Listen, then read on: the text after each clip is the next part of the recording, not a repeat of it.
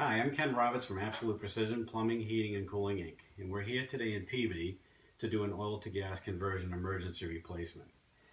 This oil boiler here is pretty much, as you can see, at its end of its life expectancy. Over here, it's got a crack in the seam and it's been tried a couple of times to be repaired through epoxy and a couple other sealant measures, but try to get them through the winter, but that's just not going to happen. So what we're going to do is an emergency. The client here in Peabody wants to switch over to gas, but at this point where it's January, they can't open the streets.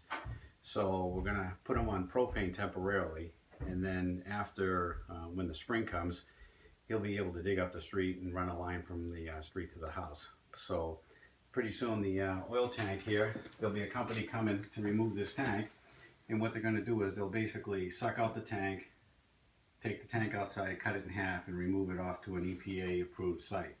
So this will go away, and this is going to be the proposed site for the new boiler. So the boiler will hang here, the indirect fired water heater will go there.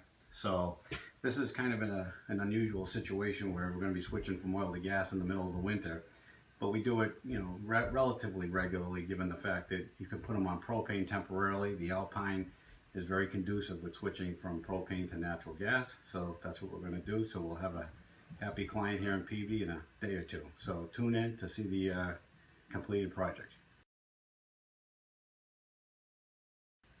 Hi, I'm Ken Roberts with Absolute Precision Plumbing, Heating, and Cooling Inc. And as you recall from our earlier part of the video, we were talking about the forced hot water oil boiler that was leaking that we were going to be replacing. Well, I'm standing here with what used to be that oil boiler. So now we're going to show you what the completed project looks like. So over here we have the US boiler 95% efficient gas-fired Alpine boiler.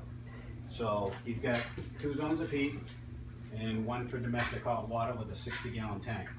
These people are assured they'll never run out of heat or hot water now. As we discussed in the earlier part of the video, we told you about how they were having a couple of propane tanks brought in temporarily. So the tanks are outside, the gas piped in, and he's converted over to propane for now.